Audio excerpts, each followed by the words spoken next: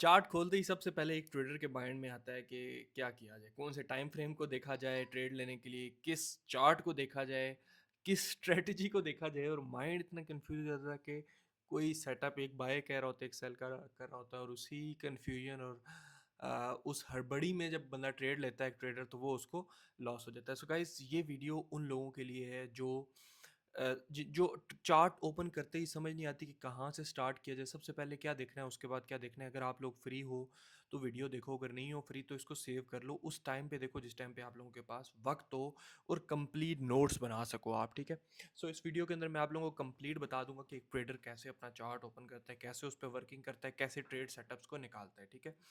So video को like share subscribe channel लाजमी करें, बेल आइकन को प्रेस करें ताकि वीडियो अपलोड हो तो आप लोगों के पास नोटिफिकेशन आ जाया करें।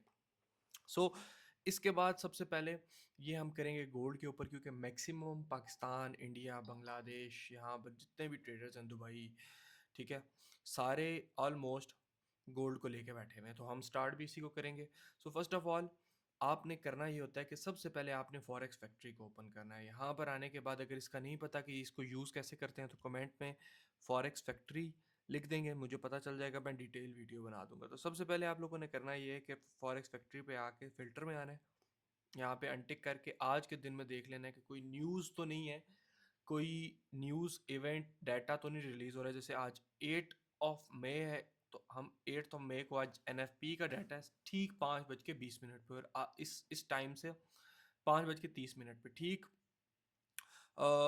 50 मिनट्स के बाद डाटा है। तो इस वजह से मैं फॉर एग्जांपल अभी टेक्निकल ट्रेडर हूं, तो मैं ट्रेड एग्जीक्यूट नहीं करूंगा। क्यों? क्योंकि फंडामेंटल्स की वजह से मार्केट मेरे स्टॉप लॉस हिट कर देगी।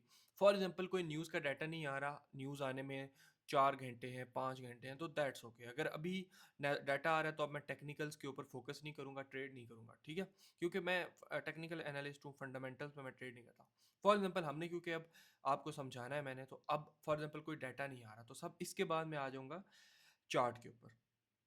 Starting with the higher time frame, हमेशा कोशिश आप लोग ये करो कि आप बड़े टाइम फ्रेम से स्टार्ट करो मार्केट एनालिसिस करना। और ये बेसिकली मैं आप लोगों को बताऊंगा डे ट्रेड के लिए, डे ट्रेड भी और स्कैल्प दोनों का बता दूंगा। तो सबसे पहले डे ट्रेड के लिए स्टार्ट करते हैं, तो मैं डेली टाइम फ्रेम पे आके मार्केट का बायस देखूंगा कि मार्केट का ओवरऑल स्ट्रक्चर क्या चल रहा है।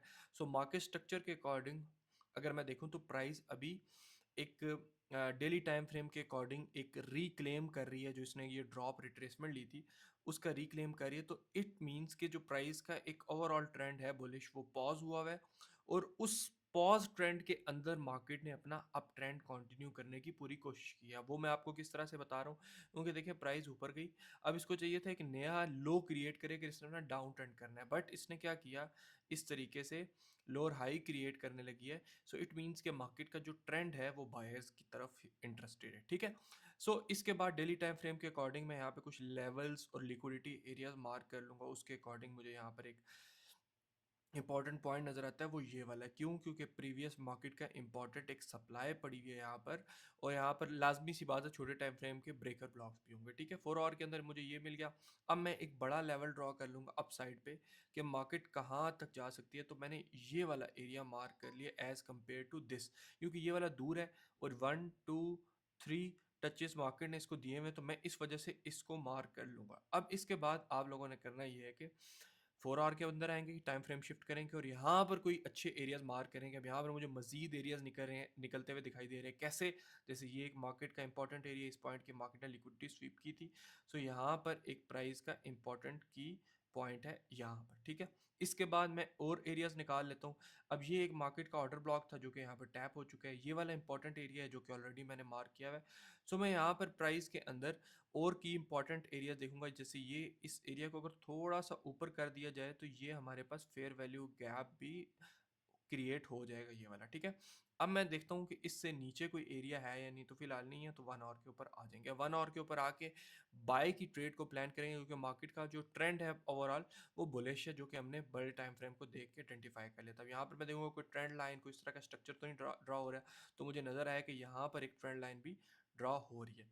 अब मेरा ट्रेड प्लान जो है वो रेडी हो चुका है। यहाँ पर एक मुझे ऑर्डर ब्लॉक और नज़र आ गया, तो मैं इसको भी मार्क कर लूँगा, क्योंकि ये वाला एरिया ऊपर है, इससे पहले भी हमारे पास एक एरिया होना चाहिए था। सो ये मैंने एक ऑर्डर ब्लॉक मार्क कर लिया, इसका कलर चेंज कर लेते हैं।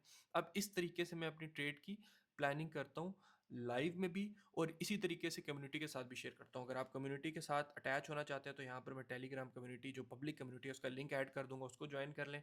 और अगर डिस्कॉर्ड पे स्क्वाड मेंबर बनना चाहते हैं एलीट, तो उसके लिए भी टीम का नंबर मेंशन करूंगा, उसको ज्वाइन कर लें, या अपना आईबी चेंज कर लें। यहाँ पे एक्सएनएस का नीचे लिंक पेस्ट होगा, तो आपको उसमें फ्री ऐड कर दिया जाएगा, जिसमें आपको फ्री सेमिनार्स और डिफरेंट एक्टिविटीज़ और डिफरेंट आपको ट्रेडिंग से रिलेटेड चीज़ें मिलेंगी। अब मैं एनालिसिस कैसे कर रहा हूँ? एनालिसिस मैंने कर लिया है। अब मैं वेट करूँगा प्राइस के किसी अच्छे एरिया पे आने का, क्योंकि ये सेंटर पॉइंट है। यहाँ पर अगर ट्रेड लेंगे बाय की, तो स्टॉप लॉस इतना बड़ा बन जाएगा, सेल कर नहीं सकते। तो इसलिए मैं अब यहाँ पर पेशेंस से वेट करूँगा कि प्राइस आए अपने इस 4681 के एरिया को टेस्ट करने। यहाँ पर 2 ही सिनेरियोज़ होंगे, या तो इधर से बाय का बाउंस मिलेगा इसको डायरेक्टली इस तरह से, तो मैं बाय की कैंडल के ऊपर बाय कर लूँगा जैसे ही। या तो फिर मार्केट इधर से थोड़ा सा नीचे आएगी, लिक्विडिटी भी स्वीप करेगी और इस ट्रेंड लाइन को भी टेस्ट करेगी, और उसके बाद बाय का मोमेंटम मिलेगा। तो ये मेरे 2 प्लान्स हैं जिसको मैंने एग्जीक्यूट करना है।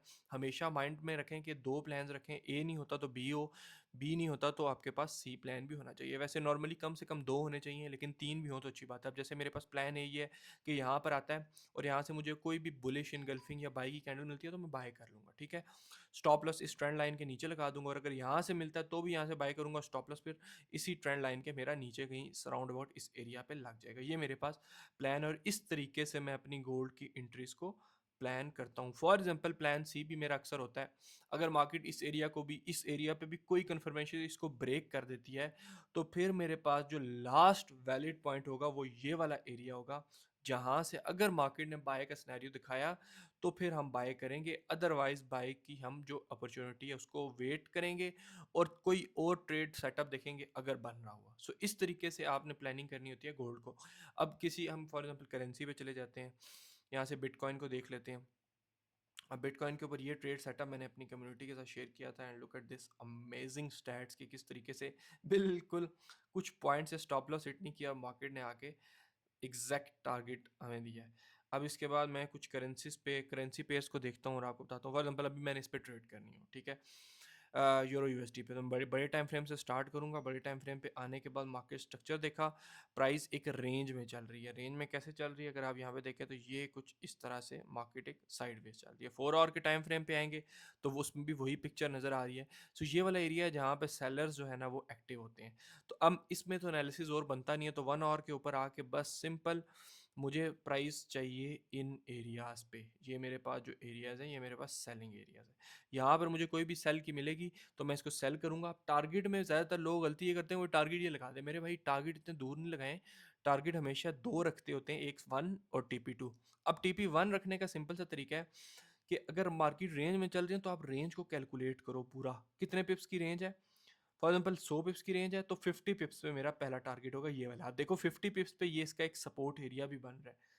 हुई ना amazing cheese.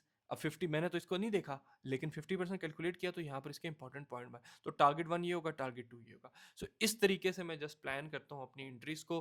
I hope so आपको चीज़ें समझ आई होंगी, and see you soon in the next video. तब तक के लिए गुड बाय। बाकी मैं इस वीडियो के डिस्क्रिप्शन में पब्लिक कम्युनिटी का लिंक पेस्ट कर दूंगा, उसको ज्वाइन कर लें।